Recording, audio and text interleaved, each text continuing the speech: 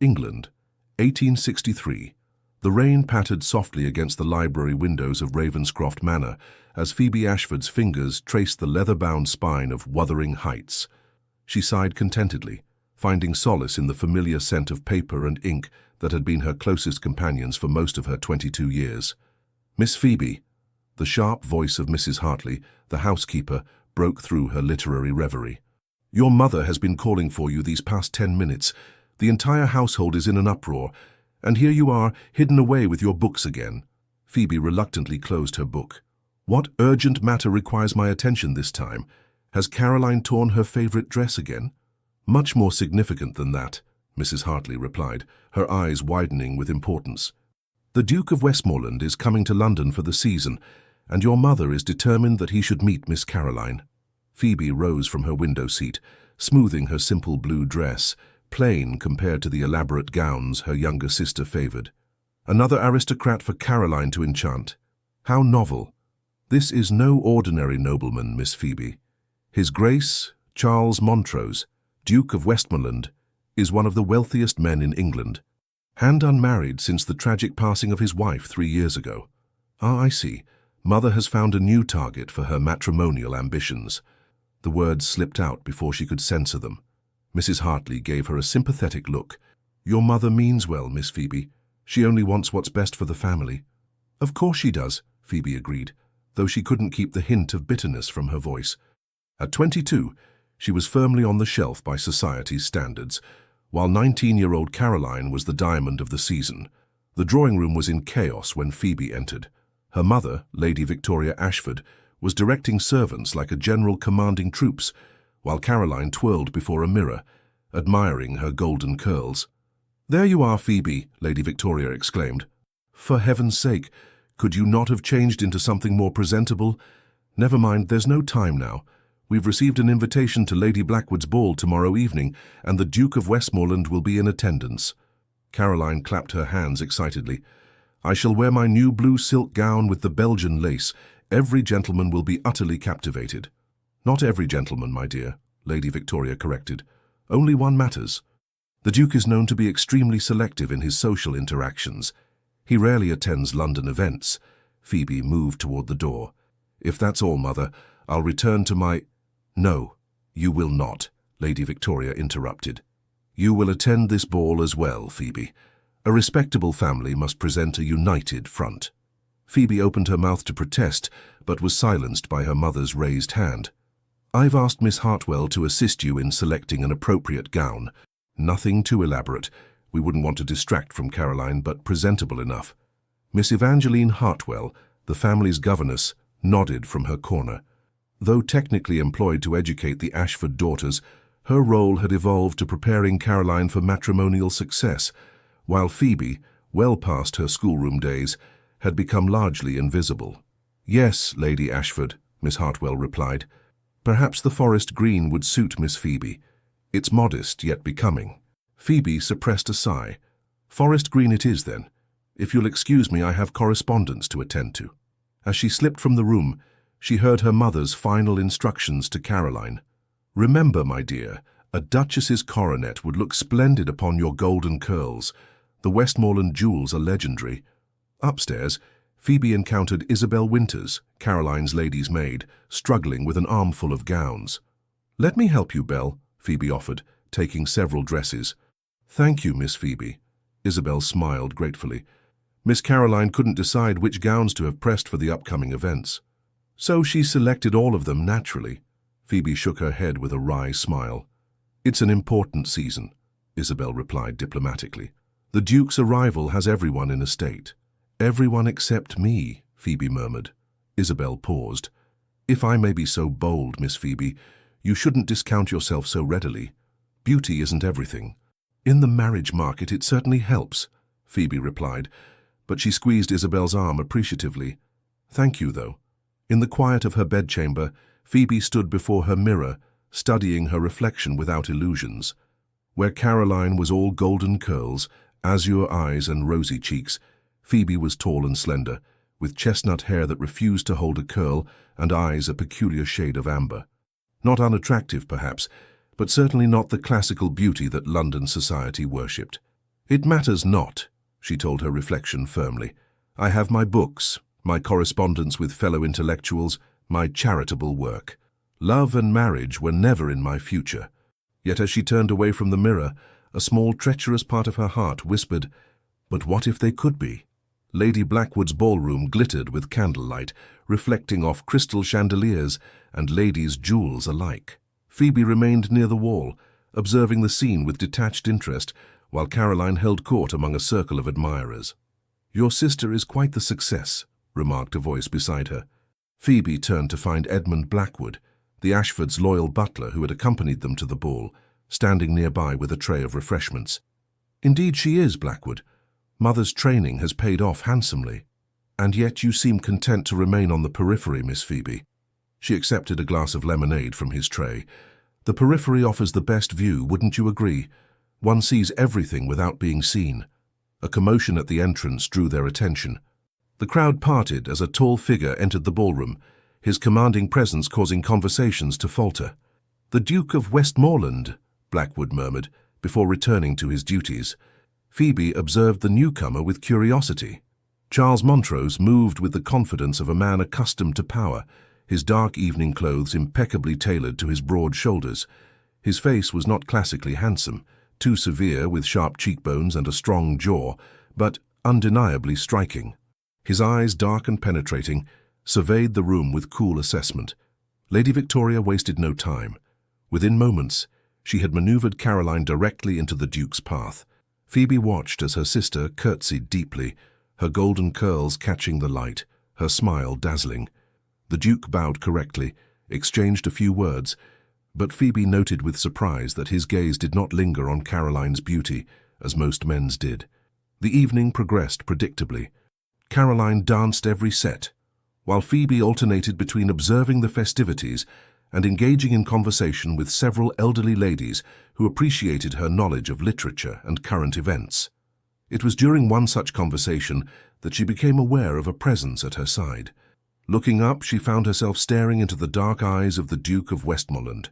"Miss Ashford, I believe?" His voice was deep, with a hint of northern accent. Phoebe curtsied, startled by his sudden appearance. "Your Grace, yes, I am Phoebe Ashford. Lady Harrington was just telling me of your interest in contemporary literature.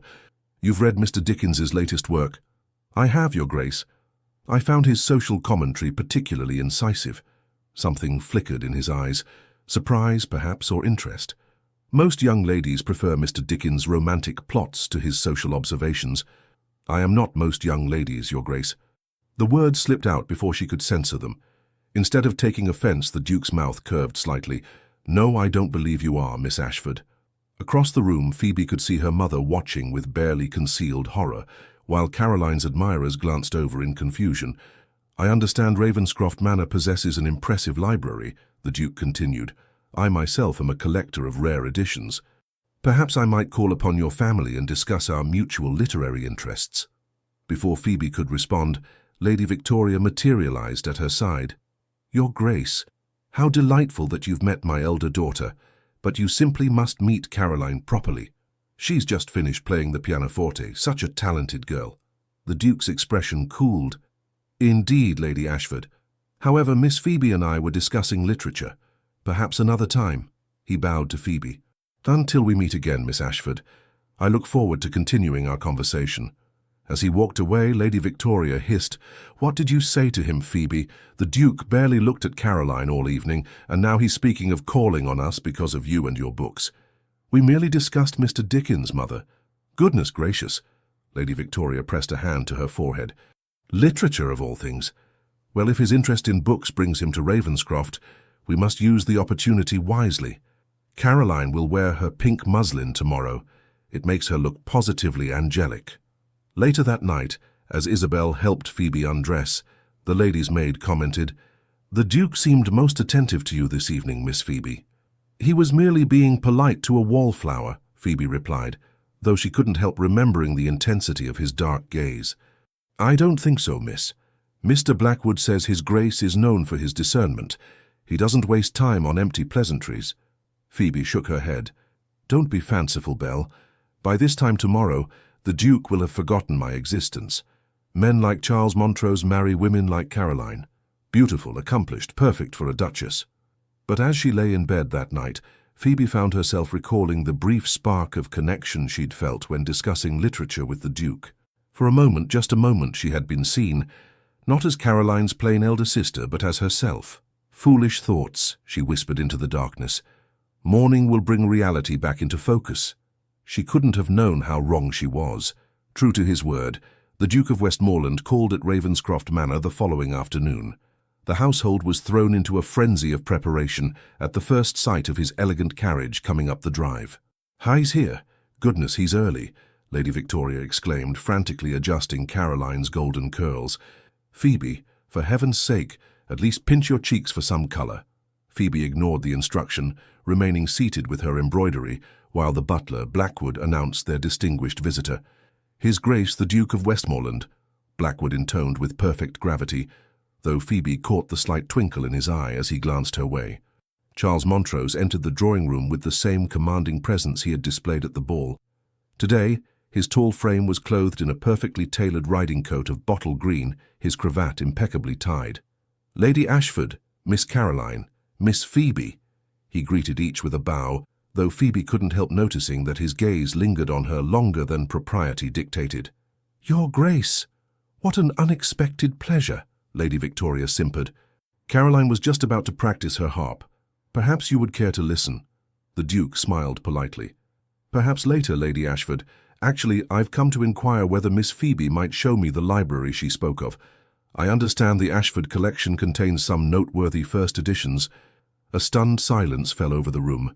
Caroline's porcelain face registered shock, while Lady Victoria looked as though she might faint. "The library," Lady Victoria repeated weakly. "Yes, if it wouldn't be an imposition." The Duke's expression remained impassive, but Phoebe detected a hint of amusement in his dark eyes. "Of course, Your Grace." Phoebe rose, setting aside her embroidery. "I would be happy to show you our modest collection." "Excellent." He offered his arm. "Lead the way, Miss Ashford." As they left the drawing-room, Phoebe could practically feel her mother's bewildered gaze burning into her back. In the corridor, she couldn't suppress a small smile. "You've caused quite a stir, Your Grace," she observed quietly. "Have I?" He raised an eyebrow. "I merely expressed interest in literature, something you and I discussed yesterday. In this household, expressing interest in anything related to me rather than my sister is tantamount to announcing the sky is falling." His mouth quirked. "How refreshingly honest you are, Miss Ashford. Most young ladies would pretend false modesty." They reached the library, a wood-panelled sanctuary filled with the comforting scent of leather and paper. Phoebe felt herself relax as the door closed behind them, leaving them in relative privacy, though she knew Miss Hartwell would soon manufacture a reason to check on them, as propriety demanded. "Now," she said, turning to face the Duke, "what is your true purpose in calling today, Your Grace? I suspect it wasn't merely to see our modest collection of first editions." Charles Montrose studied her for a moment, his dark eyes unreadable. "Direct as well as honest, refreshing qualities, Miss Ashford." He moved to examine the bookshelves, running his fingertips lightly along the spines. "I meant what I said about our mutual literary interests, but you're right, I had another purpose." Phoebe waited, oddly breathless. "I find myself intrigued by you, Miss Ashford. You're unlike any young woman I've encountered in society." "You mean I lack beauty and accomplishments?" The words were out before she could stop them. The Duke turned to her, his expression suddenly stern. "I mean you possess intelligence and authenticity, rare qualities indeed. Beauty is common, Miss Ashford. Genuine character is not." Phoebe felt heat rise to her cheeks. "Forgive me, Your Grace. I'm unaccustomed to compliments. That is society's failing, not yours." He selected a volume from the shelf. "Ah, Shelley, another favorite of mine." They spent the next hour discussing poetry, philosophy, and literature. Phoebe found herself engrossed in their conversation, momentarily forgetting the vast social gulf between them. The Duke was erudite, with trenchant observations and a dry wit that made her laugh aloud several times. As predicted, Miss Hartwell eventually appeared with tea, her curious gaze moving between them as she arranged the service. "Your mother wonders if you and His Grace would care to join them in the drawing-room, Miss Phoebe," she said pointedly. "Please inform Lady Ashford that Miss Phoebe has been an excellent guide to your library," the Duke replied smoothly. "We shall join the company shortly." After Miss Hartwell departed, Charles sighed. "And so propriety reasserts itself. A pity. I was enjoying our conversation." "As was I," Phoebe admitted. "It's rare to find someone who appreciates literature as more than mere entertainment." "Indeed." He hesitated, then said, "Miss Ashford, would you permit me to call on you again? Perhaps we might continue our discussion." Phoebe's heart stuttered. "I would like that, Your Grace. Though I must warn you, my mother will be thoroughly confused by your attention." A genuine smile transformed his austere features. "Let her be confused, then. I find I care little for society's expectations these days." When they returned to the drawing room, Caroline was performing a sentimental ballad on the harp, her golden head bent artfully over the strings. She looked up with a dazzling smile as they entered. "Your Grace, I hope you found our library satisfactory," Lady Victoria said, gesturing for them to be seated. "Caroline has been practicing this piece especially, knowing of your fondness for music." "Most thoughtful," the Duke replied politely, though his gaze kept returning to Phoebe. "Your library is indeed a treasure, Lady Ashford. Miss Phoebe's knowledge of its contents is impressive." Lady Victoria's smile faltered slightly. "Yes, well, Phoebe has always been our scholarly daughter. Caroline, darling, perhaps the Italian aria next?" The Duke rose before Caroline could begin. "Forgive me, but I have another engagement this afternoon. Lady Ashford, Miss Caroline, Miss Phoebe, thank you for your hospitality." As Blackwood showed him out, the Duke paused beside Phoebe.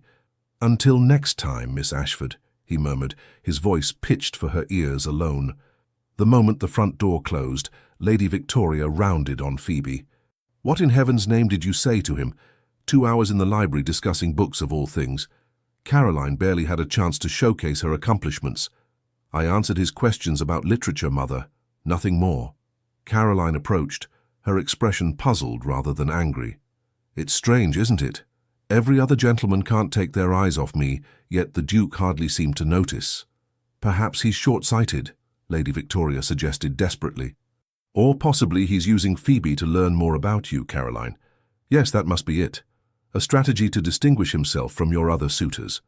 Phoebe slipped away during this rationalization, seeking refuge in the garden. The afternoon sunshine was warm on her face as she wandered among the rose bushes, still processing what had happened. "Miss Phoebe." She turned to find Blackwood approaching along the gravel path. "Yes, Blackwood." "A message from His Grace." He handed her a small package. "He asked that it be delivered directly to you." Curious, Phoebe unwrapped the parcel to find a leather-bound volume of Elizabeth Barrett Browning's sonnets. A note was tucked inside. "Miss Ashford, our discussion of romantic poetry reminded me of this volume. Perhaps you might find it of interest. I look forward to hearing your thoughts when next we meet. Yours sincerely, Westmoreland." "Did His Grace say anything else, Blackwood?" Phoebe asked, carefully rewrapping the book. "Only that he found today's conversation most stimulating, miss." The butler's expression remained impassive, but his eyes held understanding. "If I may be so bold, Miss Phoebe, His Grace does not have a reputation for frivolous attentions." "Thank you, Blackwood." Phoebe clutched the book to her chest. "Please don't mention this to my mother just yet." "As you wish, miss." That evening, as Isabel helped her prepare for bed, the lady's maid commented, "The household is in quite a state, Miss Phoebe. Lady Ashford can't understand why the Duke spent so much time with you today." "Neither can I, Belle," Phoebe confessed, extracting the book of sonnets from its hiding place beneath her pillow. "What could a man like Charles Montrose possibly see in me?" Isabel smiled as she brushed Phoebe's chestnut hair. "Perhaps he sees what the rest of us do, miss, a woman of intelligence and character." "Those qualities rarely inspire romantic interest," Phoebe replied wryly. "You misjudge yourself, Miss Phoebe," Isabel said firmly, "and perhaps you misjudge His Grace as well." Later, reading by candlelight, Phoebe found a passage marked in the book of sonnets. "How do I love thee? Let me count the ways. I love thee to the depth and breadth and height my soul can reach." Her fingers traced the words, wondering at their significance. Could the Duke truly be interested in her? The possibility seemed too fantastical to contemplate. The following weeks stretched into months as winter gave way to early spring. Charles continued his attentions to Phoebe, their intellectual connection deepening with each meeting. They discovered shared interests beyond literature, a passion for educational reform, a concern for the working conditions in northern factories, a love of classical music that led to evenings at the opera where Charles was seen gazing at Phoebe rather than the stage. By April, when the gardens of Ravenscroft Manor burst into bloom, their attachment was impossible for London society to ignore. The Duke called at the Ashford home 3 times each week, each time seeking Phoebe's company. They walked in the garden, discussed books in the library, and even rode together in the park, always properly chaperoned, but clearly engrossed in each other's company. Lady Victoria vacillated between confusion and calculation. "Perhaps we should encourage this strange friendship," she told her husband, Sir William Ashford, one evening. "If Phoebe becomes the Duke's confidant, she might influence him toward Caroline." Sir William, a gentle man who spent most of his time managing the family estates, looked doubtful. "Victoria, my dear, I believe the Duke's interest in our Phoebe may be more than friendship." "Nonsense!" Lady Victoria exclaimed. "He's a Duke. Dukes marry beautiful, accomplished girls like Caroline, not bluestockings like Phoebe." Sir William sighed. "Our elder daughter has many fine qualities, my dear. Perhaps the Duke sees them more clearly than we have." At the Wentworth Ball in mid-April, Phoebe wore a new gown of deep sapphire blue, commissioned by her father without Lady Victoria's knowledge. The colour brightened her amber eyes and complemented her chestnut hair, which Isabel had arranged in a more becoming style than her usual severe knot. "Miss Phoebe, you look transformed," Miss Hartwell exclaimed when she entered the drawing-room. Caroline clapped her hands in delight. "Oh, Phoebe, you look lovely. Doesn't she, Mother?" Lady Victoria studied her elder daughter with surprise. Indeed, quite presentable. The Duke arrived to escort their carriage, his eyes widening appreciatively at the sight of Phoebe. "Miss Ashford, you are radiant tonight," he said, pressing her gloved hand. At the ball, scandal erupted when the Duke asked Phoebe for 2 dances, the waltz and the supper dance, both coveted slots that indicated serious interest. As they circled the floor together, Phoebe was acutely aware of the stares and whispers. "Everyone is watching us," she murmured. "Let them watch," Charles replied, his hand warm at her waist. "I'm only concerned with your opinion, not theirs. They think you've lost your mind, preferring me to Caroline." His grip tightened slightly. "I haven't lost my mind, Phoebe. On the contrary, I believe I've finally found it, and my heart as well." Phoebe stumbled slightly at his words, but Charles steadied her smoothly. "Careful," he murmured, a smile in his voice. "We wouldn't want to give the gossips more to discuss." During the supper dance, they were approached by Lady Cordelia Westwood, a beautiful widow known for her sharp tongue and determined pursuit of titled gentlemen. "Your Grace," she purred, ignoring Phoebe completely.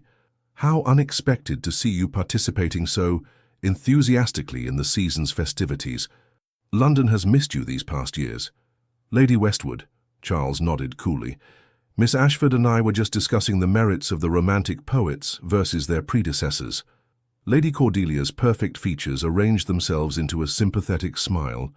"How kind of you to indulge Miss Ashford's intellectual interests. Such a refreshing change from the usual social niceties, isn't it? Almost charitable." Phoebe felt herself flush with humiliation at the implied insult. But before she could respond, Charles's voice cut through the air like ice. "There is nothing charitable about enjoying the company of an intelligent, genuine woman, Lady Westwood. Now, if you'll excuse us, our dance awaits." As they moved away, Phoebe whispered, "You shouldn't have antagonized her. Lady Westwood is influential in society circles." "I care nothing for her influence," Charles replied. "And I won't allow anyone to insult you, Phoebe, not even the Queen herself." Later that evening, as Phoebe sought a moment's respite on a secluded balcony, she overheard Lady Cordelia speaking to a group of matrons. "It's obvious what the Duke is doing," she said, her voice carrying clearly. "Everyone knows about his first wife's mental instability. He's seeking a sensible, plain wife this time, one who won't embarrass him with flights of fancy or attract other men's attention. Poor Miss Ashford is merely convenient, bookish, forgettable, and unlikely to receive other offers." Phoebe froze, the cruel words cutting deeper than she wanted to admit. Was that truly how Charles saw her? A safe, sensible alternative to a beautiful but potentially troublesome wife? She was so lost in her painful thoughts that she didn't hear the balcony door open behind her. "Phoebe," Charles's voice startled her. "Are you unwell? You disappeared so suddenly." She turned to face him, struggling to maintain her composure.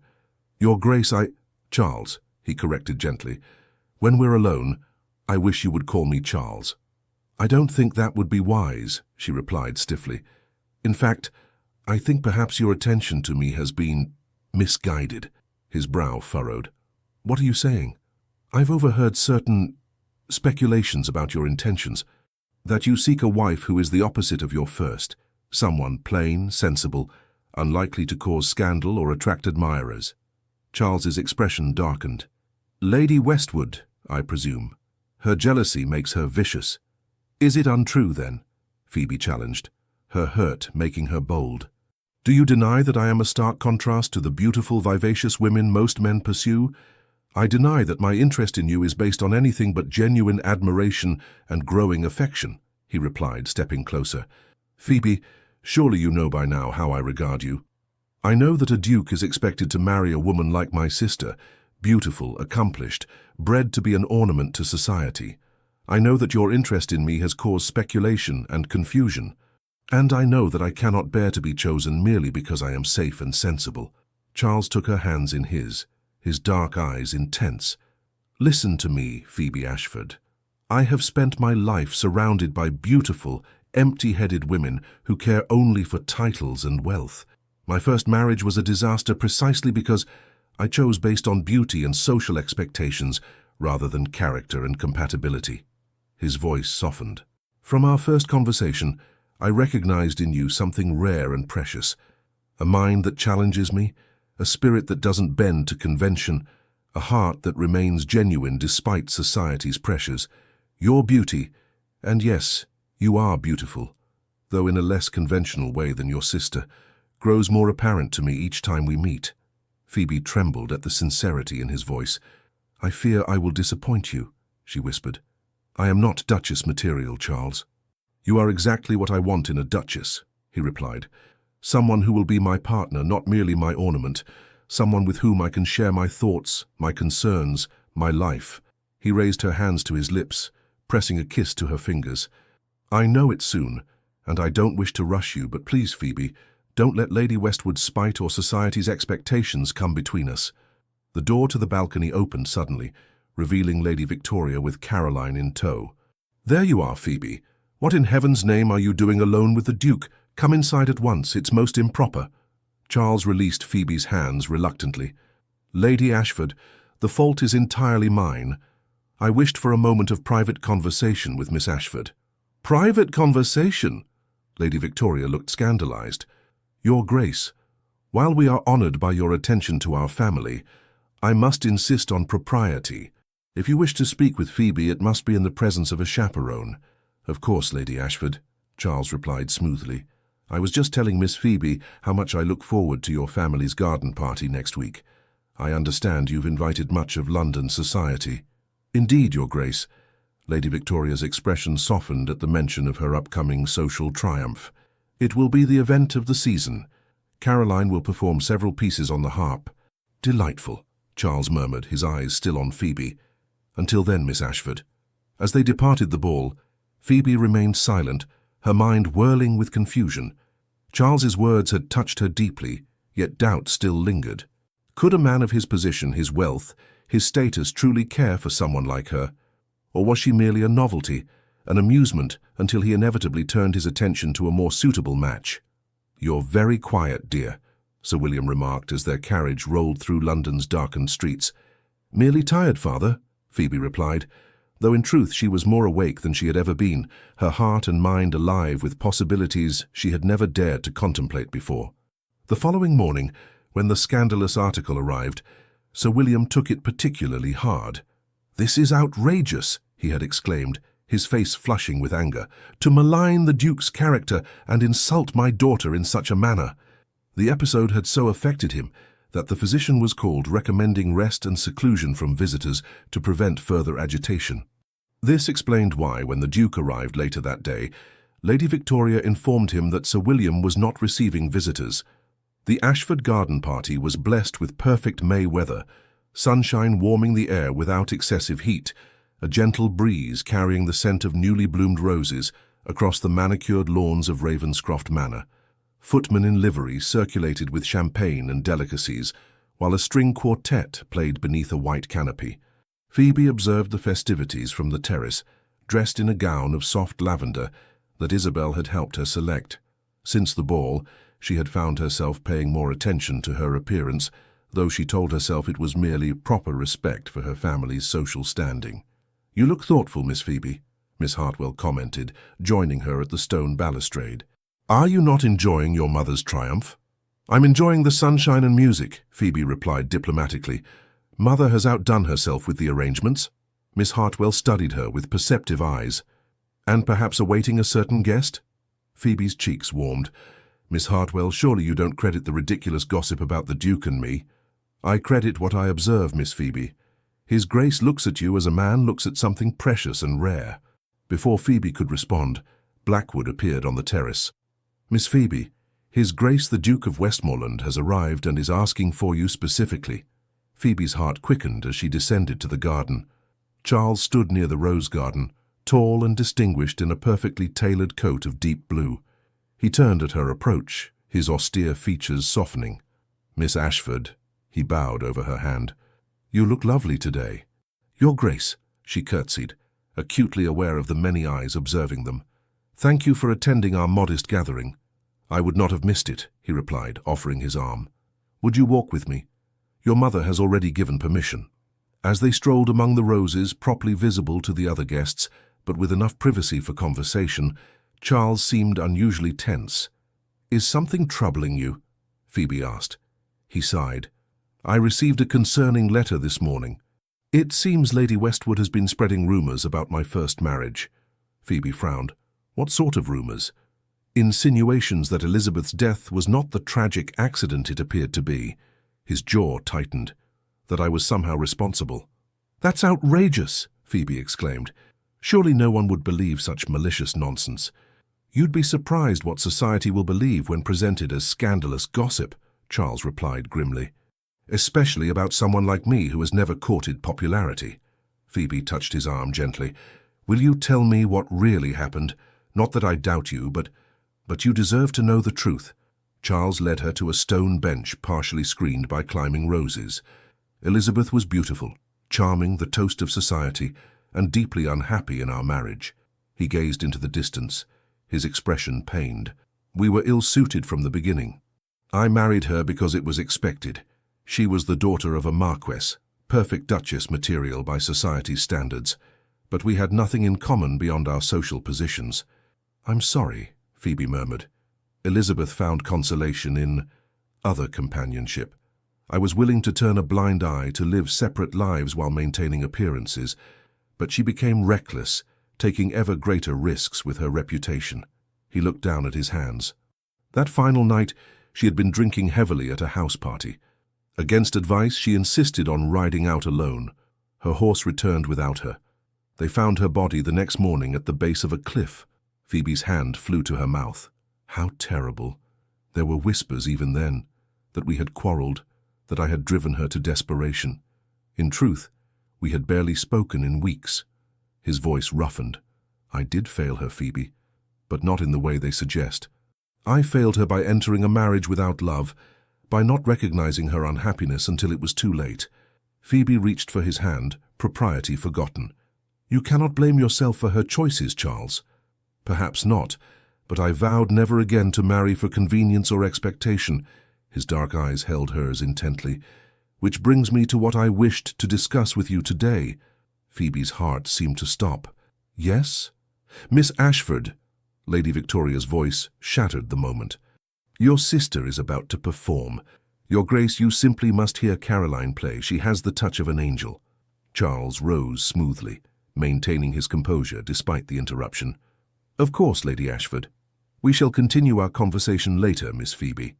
As they rejoined the party, Phoebe noticed Lady Cordelia Westwood among the guests, her beautiful face marred by a calculating expression as she watched Charles. Beside her stood a thin gentleman, with sharp features whom Phoebe recognized as Mr. Alistair Finch, a notorious gossip columnist for one of London's society papers. Caroline's performance was indeed beautiful, her golden curls catching the sunlight as she bent gracefully over the harp. The assembled guests applauded enthusiastically, and Lady Victoria beamed with pride. "Isn't she extraordinary, Your Grace?" Lady Victoria prompted, practically pushing Charles toward Caroline. "Most accomplished," he replied politely, before turning to seek Phoebe again. But Lady Cordelia intercepted him, placing a possessive hand on his arm. "Charles, darling, it's been an age since we've waltzed together. Surely you remember Vienna?" Phoebe watched their interaction, a knot forming in her stomach.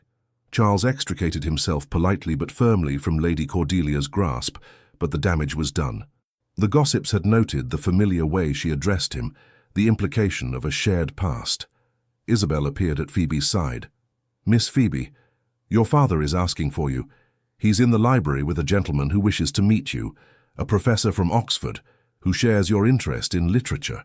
Grateful for the excuse to escape, Phoebe slipped away from the garden party. In the quiet of the library, her father was deep in conversation with a scholarly-looking gentleman. "Sir Phoebe," Sir William smiled warmly, "allow me to introduce Professor James Harrison. He's written that treatise on romantic poetry you admired so much." The afternoon passed pleasantly in literary discussion, but Phoebe's mind kept returning to Charles and their interrupted conversation. What had he wanted to tell her? By the time she returned to the garden, many guests had departed, including, she learned with disappointment, the Duke. "He left a message for you, miss," Blackwood informed her discreetly, handing her a folded note. "And may I say he seemed most displeased to be departing without speaking to you again." Phoebe waited until she was alone to read the message. "My dear Phoebe, I regret that our conversation was interrupted. There is much more I wish to say to you. Indeed, a question of the utmost importance I wish to ask. Would you do me the honor of riding with me tomorrow morning? I shall call for you at 10 if that is convenient. Yours, Charles." Phoebe pressed the note to her heart, hope and anxiety warring within her. Could he truly be contemplating? But no, it seemed too fantastical to even consider. That evening, as the family dined together, Lady Victoria was in high spirits. "A most successful afternoon. Did you notice how the Countess of Harrington complimented our arrangements? And Caroline, darling, everyone adored your performance." "Thank you, Mother," Caroline replied, though her smile seemed subdued. "I only wish the Duke had stayed longer," Lady Victoria continued. "Such a pity he was called away on business." Phoebe kept her eyes on her plate, not trusting herself to comment. "Actually, Mother," Caroline said suddenly, "I wish to speak with you about the Duke." Lady Victoria beamed. "Yes, dear. Did he say something to you during your performance?" "No, but I've been observing him these past weeks." Caroline glanced at Phoebe. "I believe his interest lies with Phoebe, not with me." A stunned silence fell over the table. Lady Victoria's face froze in an expression of disbelief. "Don't be absurd, Caroline. The Duke is merely being courteous to your sister." "He sought her out immediately upon arrival today," Caroline persisted. "They conversed privately in the rose garden. He watches her constantly when we're in company together. Mother, surely you've noticed." "Nonsense." Lady Victoria's voice rose shrilly. "What possible interest could the Duke have in Phoebe when you are present? You with your beauty, your accomplishments." "Victoria," Sir William interrupted firmly, "our daughter is speaking. Let her finish." Caroline reached across the table to take Phoebe's hand. "I'm not upset, Phoebe, truly. I have many admirers, too many sometimes. But the Duke, the way he looks at you is different, and I think you care for him too." Phoebe squeezed her sister's hand, touched by her unexpected support. "Caroline, This is preposterous," Lady Victoria exclaimed. "Sir William, surely you don't entertain this fantasy? A duke marrying our Phoebe?" Sir William regarded his wife steadily. "And why not? Our elder daughter is intelligent, well-read, kind-hearted, qualities any sensible man would value in a wife, title or no. But she's not—" Lady Victoria bit off her words. "Not what, Mother?" Phoebe asked quietly. "Not beautiful like Caroline? Not accomplished in the ways society values? Not the daughter you've groomed to make a brilliant match?" "I merely meant that you've never shown interest in marriage before," Lady Victoria amended weakly. So your books, your charitable work, those have always been your priorities. Perhaps because I never imagined anyone would choose me, Phoebe replied, surprising herself with her candor. But Charles, the Duke, sees me differently than others do. Lady Victoria's eyes widened at Phoebe's use of the Duke's Christian name. Before she could respond, Blackwood entered the dining room. "Excuse me, Sir William, but this just arrived by special messenger." He presented a letter on a silver salver. The sender indicated it was most urgent. Sir William broke the seal and read the contents, his expression darkening. "Good gracious. It's from Lord Harrington. There's been a most disturbing article published in tomorrow's edition of the Society Chronicle. He received an advance copy and thought we should be warned." "What does it say, Father?" Caroline asked anxiously. Sir William hesitated, glancing at Phoebe. It concerns the Duke of Westmoreland and raises questions about his first wife's death. And it also mentions an apparent understanding between the Duke and our Phoebe." Lady Victoria snatched the letter. "Let me see. Oh, this is dreadful. Listen to this. Sources close to the late Duchess reveal that her tragic accident may have been the result of desperate unhappiness in her marriage. Now society observers note with concern that the Duke appears to be pursuing another unconventional match with the decidedly unexceptional elder daughter of Sir William Ashford." "Unexceptional!" Sir William exploded. "How dare they speak of my daughter in such terms?" Phoebe sat frozen, her earlier happiness evaporating like morning dew. "Who wrote this vile piece?"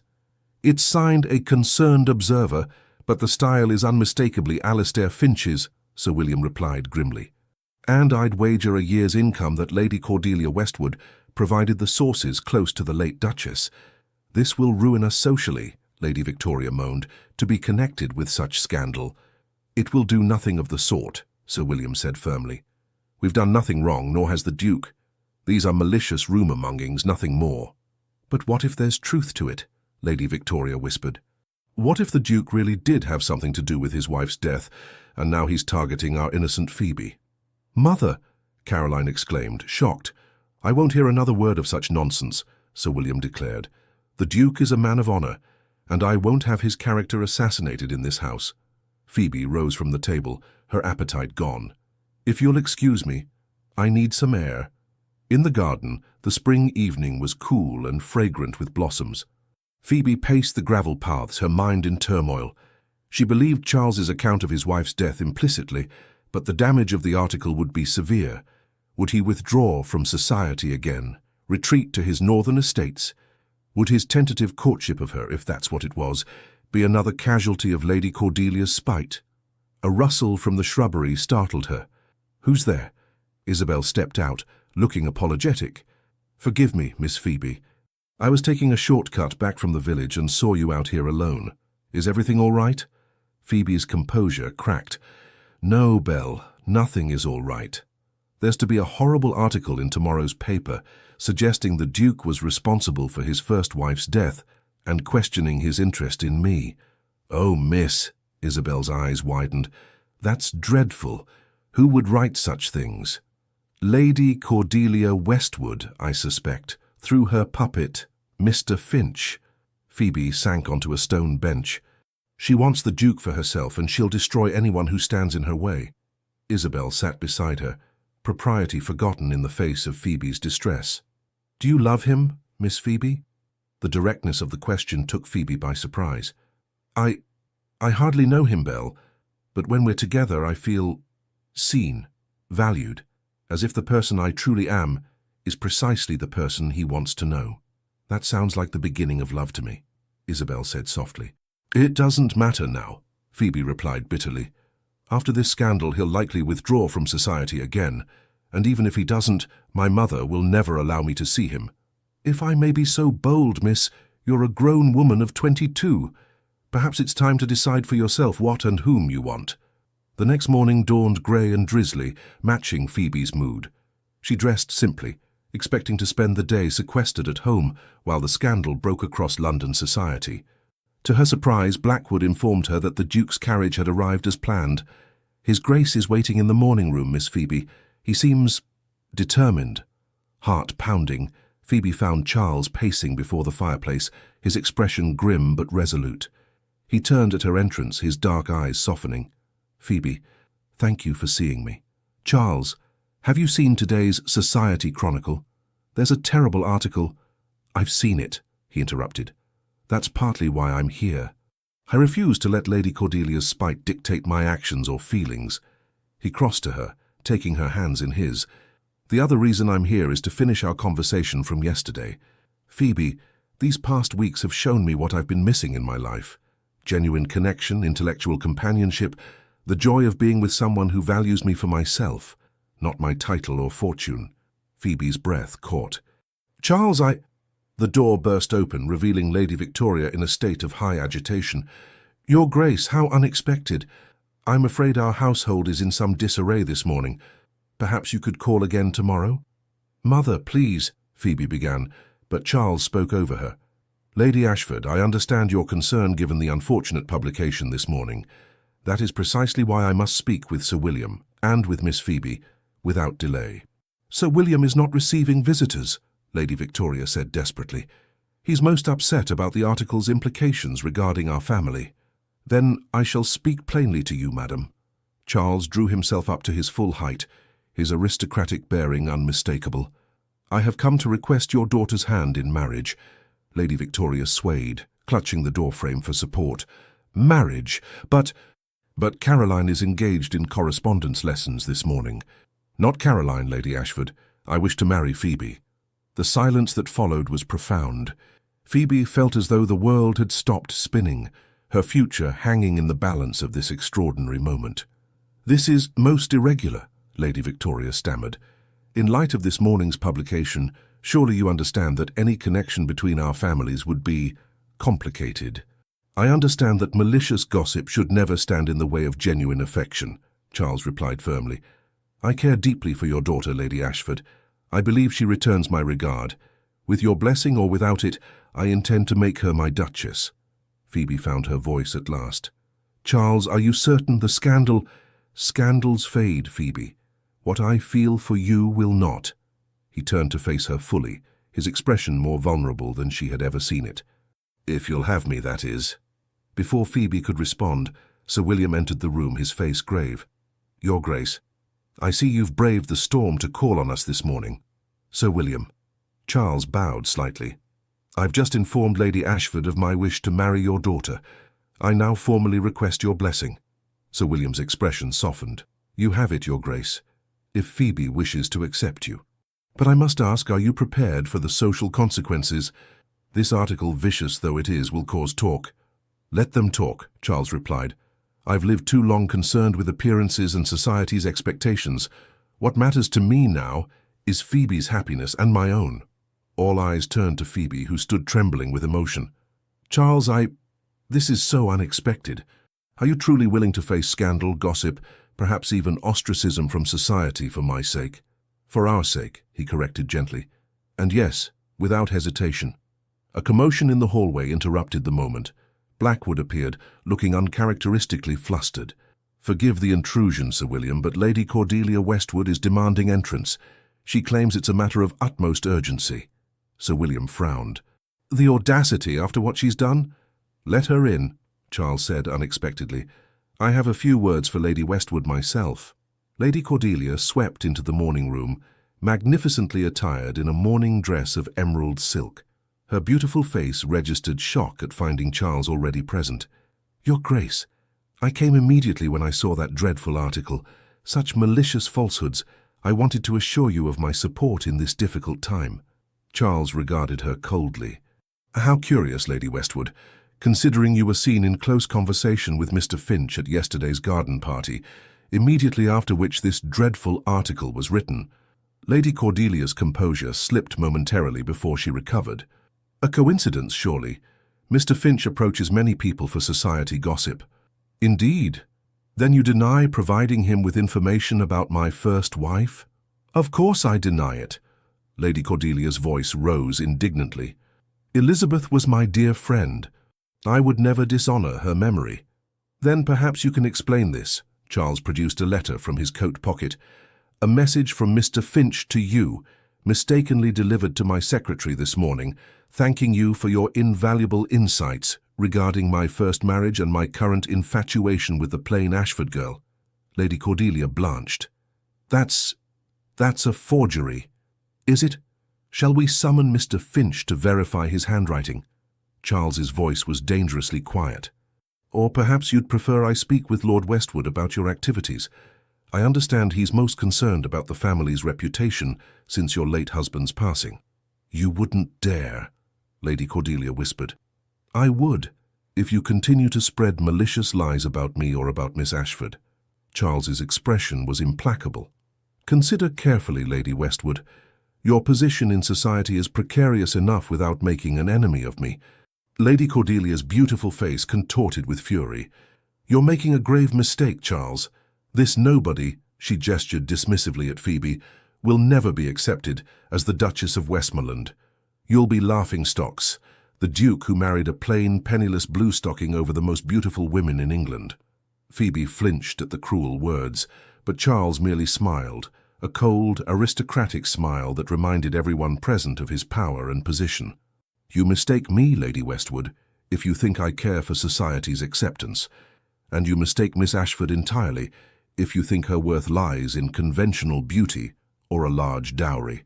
He moved to stand beside Phoebe, taking her hand in his. "I choose her for her intelligence, her character, her genuine heart, qualities you might wish to cultivate yourself." Lady Victoria, who had been watching this exchange with wide eyes, suddenly straightened her shoulders. "Lady Westwood, I believe it's time for you to leave.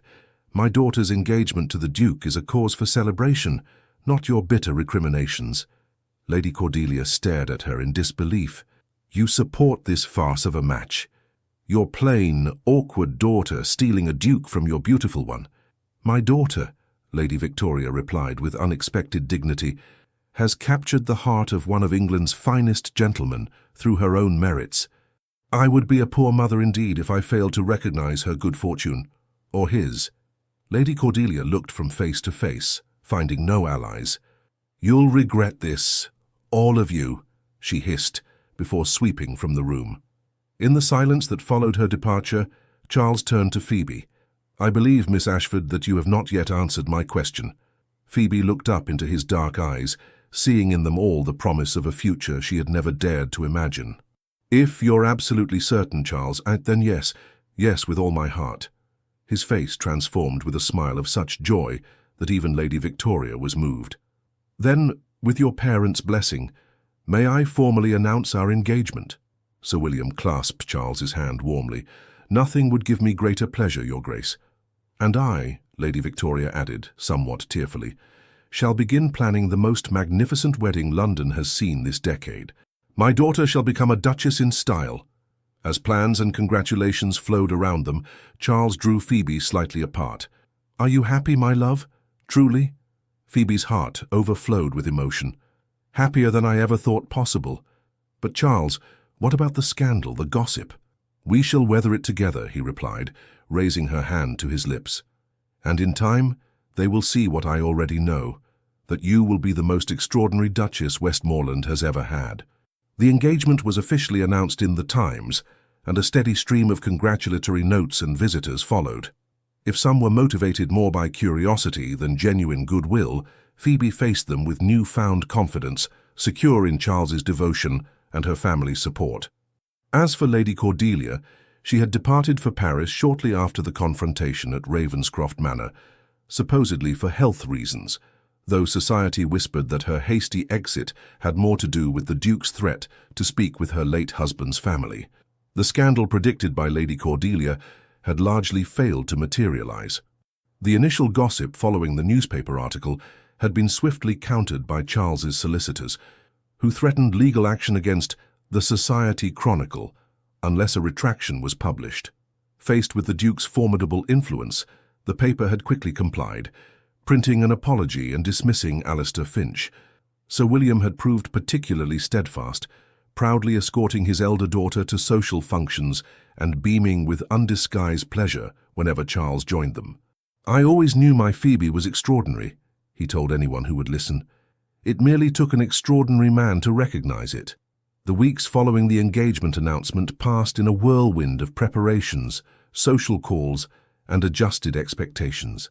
Lady Victoria, having recovered from her initial shock, threw herself into wedding plans with characteristic enthusiasm, while Caroline proved to be Phoebe's most steadfast supporter, deflecting curious questions and cruel remarks with calm dignity. "You seem different lately, sister," Phoebe remarked one afternoon as they sorted through fabric samples in the drawing room. "More serene, somehow." Caroline smiled, a genuine smile rather than her practiced social one. "Perhaps I am. Watching you with the Duke, with Charles, has been illuminating. You've found something real, Phoebe, something beyond pretty manners and social expectations." "You'll find it too," Phoebe assured her, squeezing her sister's hand. "Someone who sees past your beauty to the person beneath." "I hope so," Caroline replied thoughtfully, "though I confess I'm in no hurry now. Mother's obsession with making a brilliant match seems rather hollow after seeing what true attachment looks like." Lady Victoria bustled in with Miss Hartwell, carrying more fabric swatches. "Phoebe, darling, the modiste suggests ivory satin for the wedding gown, but I think Duchess white would be more traditional. What do you think?" Phoebe exchanged an amused glance with Caroline. Their mother's rapid transition from dismay to enthusiastic support still amazed them both. "Either would be lovely, Mother. I trust your judgment." Yes. The white, I think. With Brussels lace for the veil. A gift from the Duke, naturally." Lady Victoria made a note in her ledger. "Miss Hartwell, please write to Lady Pembroke accepting her invitation for tea next Tuesday. Now that the initial shock has faded, everyone is clamouring to meet the future Duchess of Westmoreland." "Yes, Lady Ashford." Miss Hartwell smiled warmly at Phoebe. "It's remarkable how quickly society adjusts when it becomes clear which way the wind is blowing." As the wedding day approached, final preparations reached a fever pitch. Miss Hartwell, having completed her duties as governess, now that both Ashford daughters were to be married, had accepted a position with a family in Bath. She promised, however, to return for the ceremony. "I wouldn't miss it for the world," she told Phoebe warmly during their farewell. "To see you take your rightful place as a duchess.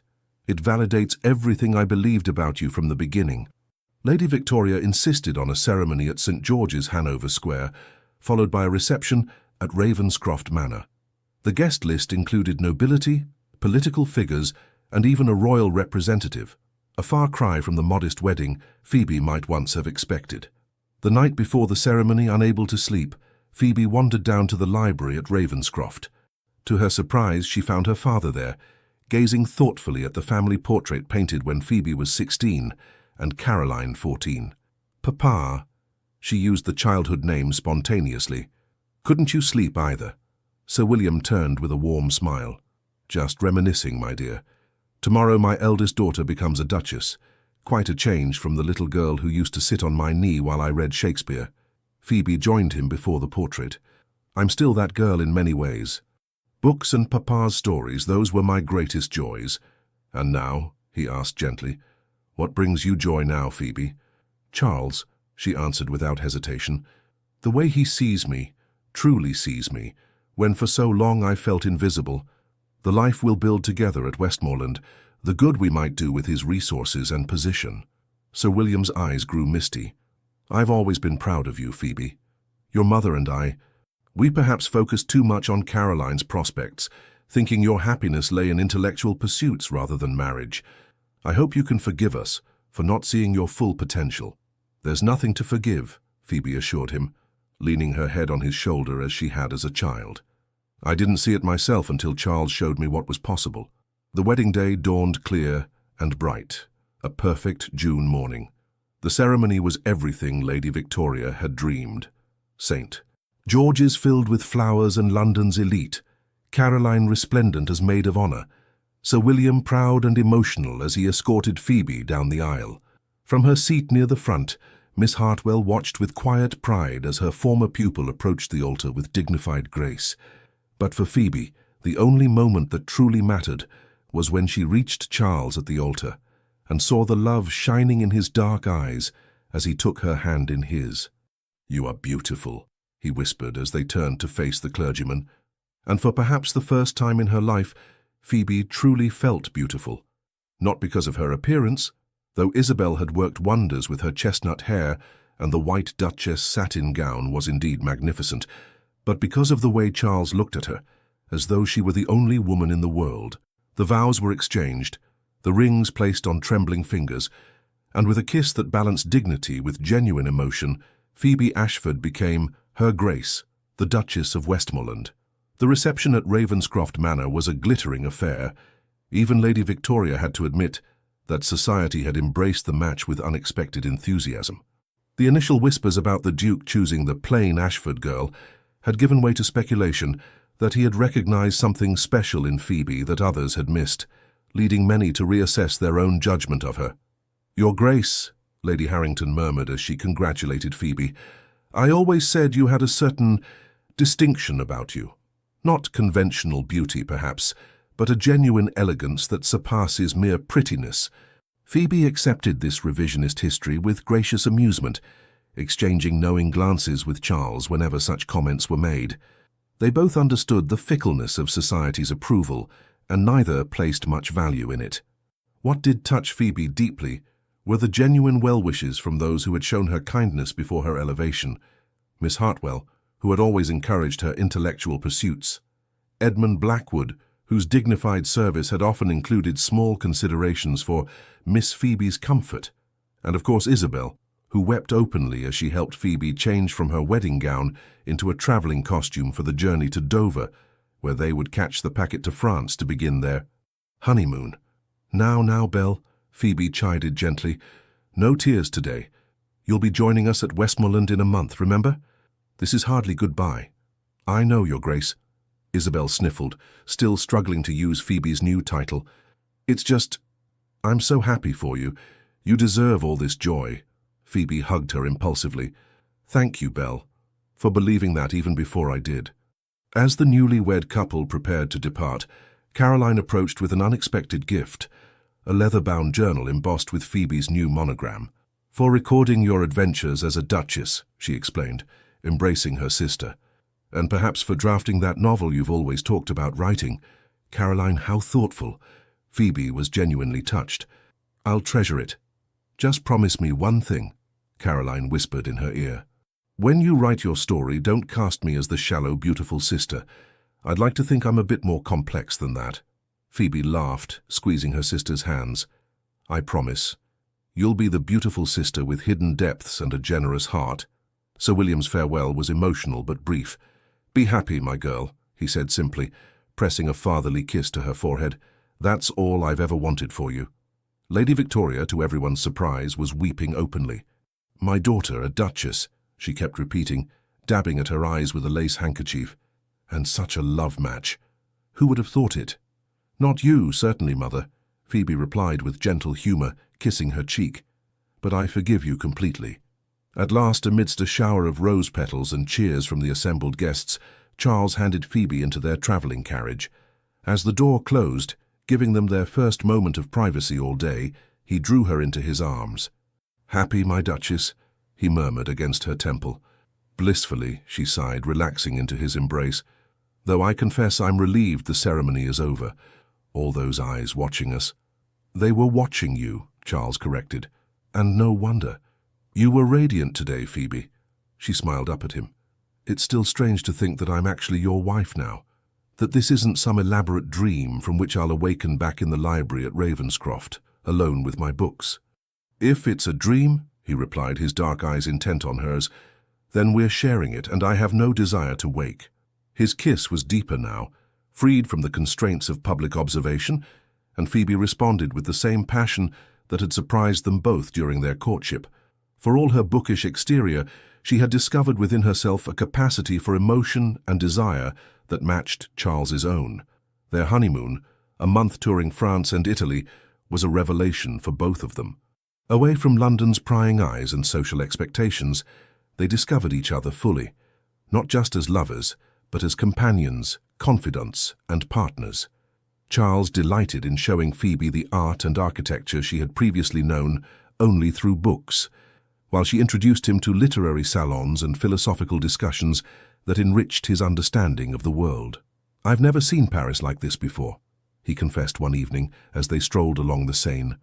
Through your eyes, everything is fresh, meaningful. I've traveled all my life, yet I feel as though I'm truly seeing these places for the first time. Phoebe squeezed his arm. That's how I feel about everything since meeting you. As though I was half asleep before, and now I'm fully awake to life's possibilities. By the time they returned to England and journeyed north to Westmoreland Castle, they had grown even closer, their bond strengthened by shared experiences and deepening trust. Phoebe had shed much of her initial insecurity, while Charles had revealed vulnerabilities beneath his aristocratic reserve that few had ever been permitted to see. Their arrival at Westmoreland as husband and wife was marked by celebration throughout the estate. Tenant farmers and their families lined the approach road, cheering for their Duke and new Duchess. The staff had decorated the castle entrance with flowers and greenery, while Mrs. Ellis, the housekeeper, had prepared a welcome feast that showcased the best of Yorkshire's produce. "Your first official duty as Duchess will be tomorrow morning," Charles informed Phoebe that evening as they relaxed in the private sitting room adjoining their bedchambers. Traditionally, the Lady of Westmoreland distributes food and medical supplies to the tenants on the first of each month. Phoebe looked up from her book with interest. "That sounds like an excellent tradition. Will you accompany me?" "If you wish, though it's typically the Duchess's domain. My mother was particularly devoted to the welfare of our tenants. The older families still speak of her with great affection."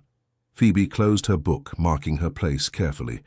"Tell me about her, Charles. You rarely mention your parents." A shadow passed over his face.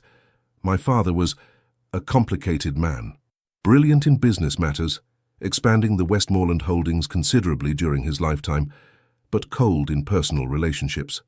My mother was his opposite, warm, compassionate, beloved by all who knew her." "You take after her, I think," Phoebe said softly. He raised an eyebrow. "Most would say I inherited my father's austerity. On the surface, perhaps. But I've seen the man beneath, the one who notices when a servant is unwell, on the surface, perhaps. But I've seen the man beneath, the one who notices when a servant is unwell, who remembers the names of tenant children, who created a private library for his bookish wife." Charles rose and came to sit beside her, taking her hand in his. "You see me too clearly, Phoebe. I've spent years cultivating a forbidding exterior, yet you penetrated it within moments of our first meeting. Just as you saw past my plain appearance to the woman beneath," she replied. "We're well matched in that way, I think." The following morning, Phoebe rose early, eager for her first official duty as Duchess. Isabel, who had arrived from London the previous week, helped her dress in a practical but elegant gown of deep green wool, suitable for moving among the tenant cottages. "The staff is saying the tenants are most excited to meet you, Your Grace," Isabel reported as she arranged Phoebe's hair in a simple but dignified style. "There hasn't been a Duchess in residence for so long, and the Duke has spoken so warmly of you." "Has he indeed?" Phoebe smiled at the thought. "Well, I shall do my best not to disappoint them." The distribution took place in the castle's great hall, where long tables had been set up with baskets of food, bundles of clothing and medicinal supplies. As each tenant family approached, Mr. Simmons announced their name and farm, while Mrs. Ellis quietly informed Phoebe of any particular needs or circumstances she should know. "The Wilsons, Your Grace, from North Pasture Farm. Mrs. Wilson is expecting their 6th child next month." Phoebe greeted the sturdy farmer and his weary-looking wife with genuine warmth. "Mr. Wilson, Mrs. Wilson, a pleasure to meet you. I understand congratulations are in order." Mrs. Wilson curtsied awkwardly, hampered by her advanced pregnancy. "Thank you, Your Grace. We're hoping for a girl this time, after 5 boys. Girls can be a blessing," Phoebe agreed, signaling for an extra package of baby linens to be added to the Wilsons' basket, "though I'm sure your sons are a credit to you." "They are that, Your Grace," Mr. Wilson affirmed proudly. "The oldest, Tom, has a way with horses that even the Duke has noticed. Perhaps he might be considered for a position in the stables when he's older," Phoebe suggested, making a mental note to mention it to Charles. Good horsemanship is always valued at Westmoreland. The Wilsons departed beaming, and so it continued through the morning, Phoebe learning names and circumstances, offering not just material assistance, but genuine interest in the lives of those dependent on the estate. Charles observed from nearby, occasionally adding his own comments but largely allowing Phoebe to establish her own relationship with the tenants. "You were magnificent," he told her afterward, as they walked through the kitchen gardens where summer vegetables were ripening in neat rows. "The tenants are already half in love with their new Duchess." Phoebe laughed. "Hardly that, but they seemed pleased to be heard. So many mentioned your mother's kindness, how she remembered their children's names, inquired after elderly relatives, knew exactly which families needed extra support." "You remind me of her," Charles said softly. "She would have adored you, Phoebe." "I wish I could have known her." Phoebe stopped to examine a particularly fine stand of rosemary. "I have so much to learn about managing an estate of this size. Your mother seems to have set a high standard." "You'll exceed it," Charles said with conviction. "Already you've suggested improvements to the tenant cottages that neither my mother nor I considered. Those new ventilation systems from your father's estate will make a significant difference to health conditions." As summer gave way to autumn, Phoebe settled into her role as Duchess of Westmoreland with growing confidence. She established a lending library for tenant children, updated the estate's accounting systems, and implemented modern sanitation improvements in the village, all while mastering the social duties expected of her position. Charles watched her flourish with pride and delight. "You were born for this role," he told her one crisp October evening as they shared a quiet dinner in their private dining room. "Westmoreland has never been better managed." "High praise from a man who once managed it single-handedly," she teased, though pleasure at his approval warmed her. "But I do love it, Charles. The responsibility, the chance to make meaningful improvements, even the social obligations, though I confess I still prefer our quiet evenings alone to grand entertainments." "As do I." He reached across the table to take her hand. "Which is why I've been thinking, perhaps we might limit our time in London this season, unless you've developed a taste for ballrooms and soirees." Phoebe laughed. "Goodness, no. I'm perfectly content to remain at Westmoreland for the winter, though we should perhaps visit my family at Christmas. Caroline's letters hint that she may have news to share." "A suitor at last?" "I suspected as much from Sir William's latest correspondence. He mentioned a certain Lord Harrington's son paying particular attention to her." "James Harrington?" Phoebe's eyes widened. "Why, he's considered the most eligible bachelor in England since you were unmarried. How appropriate that he should be drawn to Caroline." Charles's expression grew thoughtful. "Actually, I met young Harrington at my club last month. Intelligent fellow, interested in agricultural improvements and tenant welfare, not at all the usual society fop. I think he might see beyond Caroline's beauty to the person beneath, just as you saw me," Phoebe finished softly. "Oh, I do hope so. Caroline deserves someone who values her true self." They were interrupted by a discreet knock at the door. Mr. Simmons entered, bearing a silver salver with a telegram. "From London, Your Grace. Marked urgent." Charles opened it, his expression shifting from curiosity to concern as he read, "It's from Sir William. Lady Victoria has fallen ill. Influenza, the doctors believe. They request our immediate return to London." Phoebe rose immediately. "We must go at once. If you'll excuse me, I'll speak with Isabel about packing." "Of course. I'll have the carriage prepared and send a telegram that we'll depart on the morning train." They reached London the following evening to find Ravenscroft Manor in a state of controlled anxiety. Sir William greeted them in the entrance hall, his face drawn with worry. "Thank you for coming so quickly. The doctor says the crisis has passed, but Victoria remains very weak. She's been asking for you, Phoebe." "I'll go to her at once," Phoebe said, already removing her travelling gloves. "Charles, would you—" "I'll wait here with Sir William," he assured her. "Take all the time you need." Lady Victoria lay propped against pillows in her darkened bedchamber, her normally vibrant face pale and drawn. She roused slightly as Phoebe entered. "Phoebe, is that you, my dear?" "Yes, Mother." Phoebe approached the bed, taking her mother's frail hand. "Charles and I came as soon as we received Father's telegram. How are you feeling?" "Better now that you're here." Lady Victoria's voice was weak but determined. "The doctors are being ridiculous, keeping me confined like this. I have so much to do. Caroline's presentation at court is in just 2 months." "Caroline can wait," Phoebe said firmly. "Your health is more important." Lady Victoria's eyes filled with tears. "You're a good girl, Phoebe. I haven't always— that is to say, I should have—" "Hush, Mother." Phoebe squeezed her hand gently. "There's no need for this." "There is," Lady Victoria insisted, some of her old vigor returning briefly. I misjudged you, Phoebe. I was so fixed on Caroline's beauty, so certain it was the path to a brilliant match, that I overlooked your qualities. Can you forgive a foolish mother?" Phoebe felt a surge of compassion. For all her social ambitions and sometimes shallow values, Lady Victoria had always wanted what she believed was best for her daughters. "There's nothing to forgive," she assured her. "You raised me to be educated, well-mannered, capable, all qualities that serve me well as a duchess. And you must have done something right, for Charles fell in love with me despite my lack of conventional beauty." Lady Victoria managed a small smile. "He's a man of discernment, your Duke. I see that now. And you've blossomed, Phoebe. There's a confidence about you, a radiance that has nothing to do with physical beauty." "That's Charles's doing," Phoebe admitted. "He sees me in a way no one else ever has." "No, my dear," Lady Victoria corrected, surprising her. "The qualities were always there. He merely recognized what the rest of us were too blind to see." Over the following days, Lady Victoria's health improved steadily. By the week's end, she was well enough to join the family for tea in the drawing room, though still wrapped in shawls and confined to a chaise longue. "Now," she declared, once pleasantries had been exchanged, "Caroline must tell Phoebe her news. I've been absolutely bursting to discuss it, but Sir William insisted we wait until I was stronger." Caroline blushed prettily, exchanging a glance with her father. "It's hardly official yet, Mother. Lord James has not formally spoken to Father." "But he will," Lady Victoria insisted. "Anyone can see the young man is besotted. And with good reason. You were magnificent at Lady Harrington's musicale last month.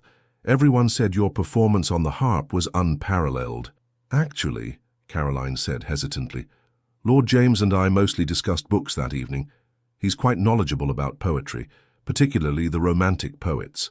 Phoebe exchanged a surprised look with Charles. "Books? Caroline, I had no idea you were interested in poetry." "I wasn't particularly," her sister admitted, "but after seeing how you and Charles connected over literature, I thought perhaps I should expand my interests beyond music and watercolors. So I've been reading more, visiting museums, attending lectures at the Royal Society." "And Lord James shares these interests?" Charles inquired. Caroline nodded, her blue eyes brightening. "He does. He thinks a woman should have an educated mind as well as accomplishments. He says—" She hesitated, then continued with more confidence. "He says beauty fades, but intelligence and character endure." "Wise words," Charles approved, his hand finding Phoebe's. "It seems the Harrington men have excellent taste in women." The family's time in London extended through Christmas and into the New Year, as Lady Victoria continued her recovery. During this period, Lord James Harrington became a frequent visitor to Ravenscroft Manor, his admiration for Caroline growing increasingly evident. "He's going to propose," Phoebe predicted to Charles one evening as they prepared for a small dinner party, "perhaps even tonight." "I believe you're right," Charles agreed, adjusting his cravat. "Sir William mentioned that Harrington requested a private meeting this afternoon." "I'm so pleased for Caroline," Phoebe said, fastening a pearl necklace, a wedding gift from Charles. "Lord James seems genuinely to appreciate her for herself, not just her beauty." "A fortunate circumstance that appears to run in your family," Charles observed with a smile. "Though I must say, my love, you look particularly beautiful tonight." Phoebe turned from the mirror to face him, her amber eyes warm with affection. "Flattery, Your Grace. Merely the truth, Duchess." He drew her into his arms, careful not to disturb her carefully arranged hair. "Have I told you today how much I love you?" "Not since breakfast," she teased, echoing their early courtship. "But I believe we have a few moments before we must join the others." Later that evening, their suspicions were confirmed when Sir William called for attention at the dinner table. "Lady Victoria and I are delighted to announce the engagement of our daughter Caroline to Lord James Harrington. We could not be more pleased with this match." As champagne was poured and congratulations offered, Phoebe observed her sister's radiant happiness with satisfaction. Caroline and Lord James sat close together, their conversation animated and intimate, displaying the same genuine connection that Phoebe had found with Charles. "A love match, after all," Lady Victoria murmured to Phoebe as they watched the young couple. "Who would have thought both my daughters would marry for affection rather than advantage?" "Perhaps affection is the greatest advantage," Phoebe suggested. "Shared values, mutual respect, genuine attachment. These form a stronger foundation than any title or fortune." Lady Victoria patted her hand. "So wise, my dear. I begin to think that it is I who should have been learning from you all these years, rather than the reverse." By February, with Lady Victoria fully recovered and Caroline's engagement officially announced in the Times, Phoebe and Charles prepared to return to Westmoreland. "You will visit us this summer, won't you?" Phoebe asked her family on their final evening together. "The Scottish moors are magnificent in August, and Charles has promised to teach me fly fishing." "We wouldn't miss it," Sir William assured her. Caroline and Lord James might join us after their wedding in June, a chance for the newlyweds to become better acquainted with their future relatives. As farewells were exchanged the following morning, Caroline drew Phoebe aside for a private moment. "I've been meaning to ask, are you happy, truly happy as a Duchess? All the responsibilities, the social expectations, the constant scrutiny?" Phoebe considered the question seriously. "I am, though not because of the title or position. I'm happy because I'm loved for myself, valued for my mind and character, rather than my appearance or accomplishments. The rest, the castle, the wealth, the social status, those are merely circumstances, not the essence of my contentment." Caroline nodded thoughtfully. "That's what I hoped you'd say, because that's how I feel with James.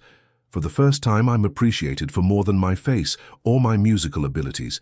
He sees the person I want to become." "Then you have everything that matters," Phoebe assured her, embracing her sister warmly. The journey back to Westmoreland was peaceful, both Charles and Phoebe content with the quiet companionship they had established. As their carriage wound through the familiar Yorkshire landscape, Phoebe gazed out at the misty moors, a sense of homecoming filling her heart. "Happy to be returning?" Charles asked, observing her expression. "Very much so," she replied.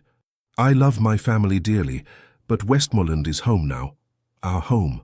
He took her hand, his thumb tracing gentle circles on her palm. "I have a confession, my love. When I first returned to London last spring, I had no intention of participating in the season. It was my solicitor who persuaded me that I should at least make an appearance at a few key events." "And thank goodness he did," Phoebe laughed.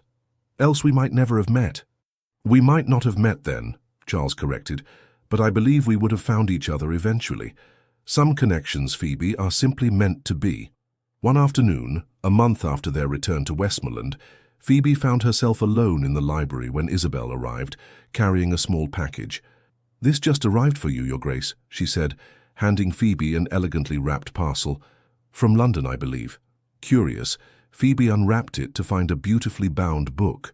Inside was an inscription in Caroline's flowing hand, "For my dearest sister, whose story has taught me that true beauty lies within. With love, Caroline." Isabel hesitated by the door. "Your Grace, if I might speak with you about something." "Of course, Belle," Phoebe replied, setting the book aside. "Is everything all right?" Isabel entered hesitantly, dressed not in her usual lady's-maid attire, but in a simple but respectable day dress, having just returned from the village where she'd posted her weekly letter to her family in Kent. I've had a letter from home," she began nervously. "My aunt in Bath has offered me a position as companion. It's a good position, with fair wages and kind treatment." "You're leaving?" Phoebe felt a pang of genuine loss. "But why? Have you been unhappy here?" "No, Your Grace, not at all, but I thought perhaps, with you settled now as Duchess, you might prefer someone more experienced as your lady's maid." Phoebe rose and took Isabel's hands in hers. "Belle, you've been more than a lady's maid to me. You've been a friend when I most needed one. I don't want you to go." Isabel's eyes filled with tears. "That's very kind, Your Grace. But what place would there be for me at Westmoreland? The Duke will have his own staff, and I'm sure the Duchess's lady's maid is a much grander person than I." "Actually," came a deep voice from the doorway, "the Duke would be honored if you would consider continuing in your role." Both women turned in surprise to find Charles standing there. He stepped into the room with an apologetic smile. "Forgive me for interrupting. I had come to the library to speak with Phoebe about our upcoming visit to the North Country estates, and was about to knock when I overheard your conversation. I couldn't help but intervene." "Your Grace!" Isabel dropped into a deep curtsy. "Miss Winters." Charles nodded pleasantly. "Forgive my interruption, but I couldn't help overhearing your conversation. Phoebe has spoken often of your kindness and support. Such loyalty deserves recognition, not dismissal." Isabel looked bewildered. But surely the Duchess of Westmoreland must have a lady's maid with more experience. The Duchess of Westmoreland, Charles replied with a warm glance at Phoebe, should have whatever makes her comfortable and happy. If that includes retaining a trusted friend in her household, I am entirely supportive. Phoebe's heart swelled with love for this man who understood her so well. You see, Belle, there's a place for you at Westmoreland if you want it. Isabel hesitated. You truly wish me to come with you, Miss Phoebe? I do, very much. A smile broke across Isabel's face. Then I accept, with gratitude. I'll write to my aunt immediately. After she had gone, Phoebe turned to Charles. That was very kind of you. He drew her into his arms, propriety momentarily forgotten in the privacy of the library. Not kind, sensible. You need people around you who knew you before you were a duchess, who value you for yourself rather than your title. As Westmoreland Castle came into view, its grey stones glowing in the afternoon light, Phoebe reflected on the extraordinary journey that had brought her here. From the overlooked elder daughter to beloved duchess, from resignation to joy, from shadows to light. You know, she said thoughtfully, my mother always believed beauty was the key to happiness, that Caroline's lovely face would secure her future, while my plain features confined me to spinsterhood. Your mother was wrong, Charles said simply. True beauty lies in the depth of one's character, the strength of one's mind, the generosity of one's heart. By that measure, Phoebe, you are the most beautiful woman I've ever known. As the carriage rolled through the gates of Westmoreland Castle, Phoebe Montrose, Duchess of Westmoreland, leaned into her husband's embrace, secure in the knowledge that she had found what few ever achieve. A love based not on fleeting physical attraction, but on genuine understanding, shared values, and mutual respect. The beauty others had failed to see in her had been recognized by the one person who mattered most. And in that recognition, she had discovered not only love but her own true worth, a transformation more precious than any title, more enduring than any conventional beauty could ever be. The end. Dear listener, maybe, like Phoebe, you felt invisible at times, passed over, forgotten in rooms where others seemed to shine more brightly. Maybe you felt that the best parts of life were meant for someone else. But let me gently remind you, the rarest things in life don't shout, they bloom in silence. And you, dear listener, are still blooming. Life is not always fair, but it is generous with second chances, even after 60, 70, or 80. What matters isn't how others see you, but what you carry within. Your wisdom, your memories, your strength, your story. Every line on your face holds a tale of courage, and that, more than youth, is true beauty. Let this story wrap around you like a soft blanket. Let it remind you that it is never too late to be seen, to be loved, to be valued. May you sleep tonight with peace in your heart, knowing that you matter. You are needed. You are loved. May protection surround you as you rest. May the peace you've given to others return to you tenfold. With all our gratitude, Legends of the Fall Team. Thank you so much for staying with us until the end. If you felt touched by Phoebe and Charles's journey, please don't forget to subscribe, like, comment, and share. Your support helps keep this channel alive and inspires us to create more stories filled with love, redemption, and powerful twists. And remember, another beautiful story from our channel will appear at the end of this video. Click it and let yourself be carried away by another unforgettable tale.